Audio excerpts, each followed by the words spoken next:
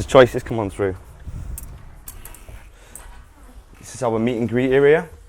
It's our reception. This is where we meet clients for appointments, for meet and greets.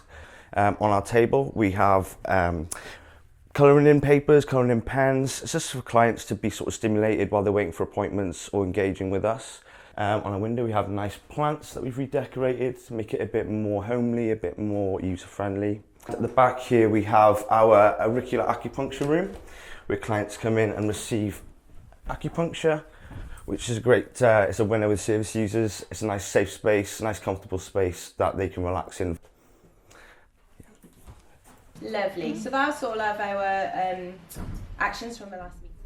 I'm Sarah Walsh. I'm the service manager for Gwent Engage and Gwent Drug and Alcohol Family Service. So in terms of trauma, we can sort of define it into two different types of trauma. So we have kind of your acute trauma, which is very much around kind of your one-off or your short-term traumatic experiences. And then you've got your complex, sometimes it's referred to as developmental trauma, and that is trauma that's happening over a longer period of time. So that might be somebody that is being neglected for a period of time, or that might be somebody that's being harmed or abused over a significant amount of time. Without further ado, I'm going to welcome Hugh and Rachel. This is talking about really very much our own Barod story about how we got trauma-informed services. So Barod needs to take a trauma-informed approach because of the diversities within our population, both in terms of faith, gender, and we need to meet the needs of those service users that want to engage with us.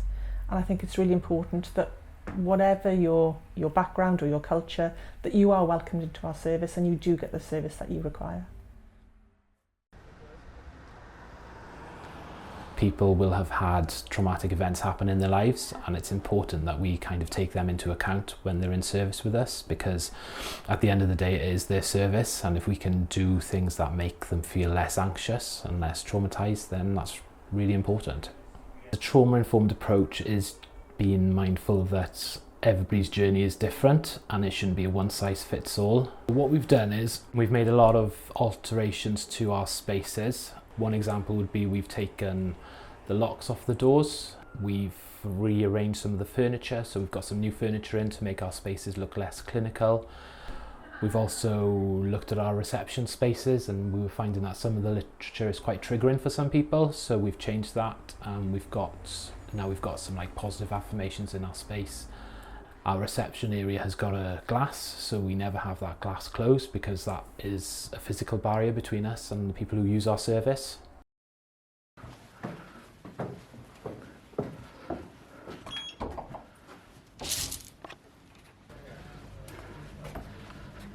Hi Carl, how are you? Good. Very bizarre. Standing outside. I'm a project manager at Ace Hub Wales. I'm supporting the substance use sector to roll out trauma-informed practice throughout the substance use sector across Wales. Ace Hub is funded by Welsh Government but sits within Public Health Wales and was originally created to support with Welsh Government's ambition of becoming a trauma-informed nation by 2025, and is very much about kind of creating that whole systems approach to becoming trauma-informed. So we know that service users may land on different doorsteps and different doors and need time, but it's about creating the right support at the right time to support somebody when they're kind of experiencing ACEs and trauma. My parents don't understand. All the drinking and fighting means I'm scared. I'd like a cuddle, perhaps a bedtime story, but mostly I'd like them to stop shouting at me, and sometimes they hit me. Feeling scared every day and not feeling loved or wanted will change me for the rest of my life. From around 2015, 2017, Public Health were really kind of focused on researching adversities and the link between ACEs and health harming behaviours and mental well-being. And I guess that generated a lot of interest because what they found was a high level of the Welsh population had experienced at least one ACE. A trauma-informed approach in practice is very much around an organisation and the workforce within that organisation really recognising and understanding the impact of trauma and also really embracing the possibility for recovery, healing and building resilience. So the ACE Hub Wales, in conjunction with Traumatic Stress Wales, co-produced a trauma framework for Wales, which kind of sets out a roadmap of what kind of language we should be using, what kind of ideas that we need to become trauma-informed. And within that, there are 5 practice principles.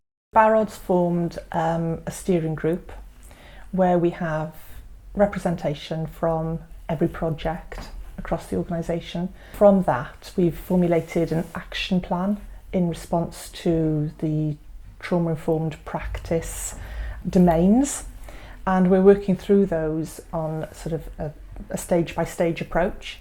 One of our focuses within the organisation has been to look at the environment that we're working in. We recognise how important it is that we create a safe space for people to be able to engage in the support that we're offering. We have changed one of our one-to-one rooms, which was initially, we actually used to call it the dark room, which is, just really awful. So we've turned that into our Zen room. So that's a really lovely, nice, calm, welcoming space for people to have their appointments. It's also about thinking about that for staff as well. Trauma-informed practice is important for everybody.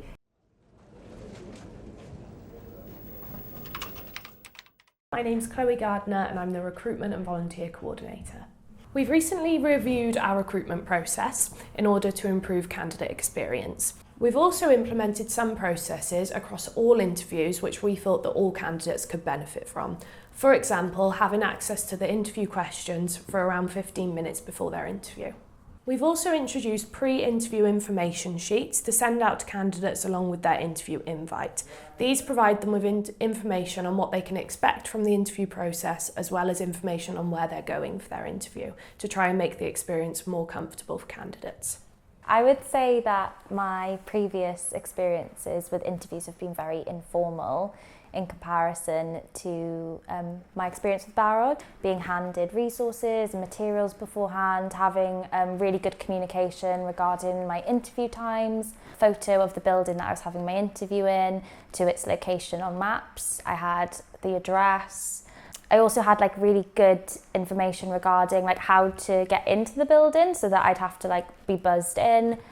So that was really nice to have as well. Also, breakdown of who was going to be giving me my interview and their roles within Barod, which I thought was nice. So I knew who to expect on the day. The additional steps taken to make sure that even just getting to my interview was made easier for me left me feeling really good about going for this job interview, and that I actually wanted to be part of a company that was going to look after my needs just as much as theirs. Made me feel empowered and confident. It was a really good experience. We know that the majority of people that access support may have experienced adverse childhood experiences or trauma, but I think it's more about working in a trauma-informed way. We don't necessarily need to know how many ACEs an individual has or what their trauma is. It's about kindness and compassion. When somebody comes in, treating them as human beings, and making sure that they feel safe and secure in the environments that we have. For me, there's been an element of validation to how I felt when I used the service. For example, if I used to come in here and I used to think, why are there locks on the doors? What is dangerous about me that they need to have locks on the doors? In the one-to-one session, I was always mindful of keeping eye contact with somebody, but keeping eye contact can be really anxiety-inducing, as it was for me at that time. So yeah, I feel validated as a person.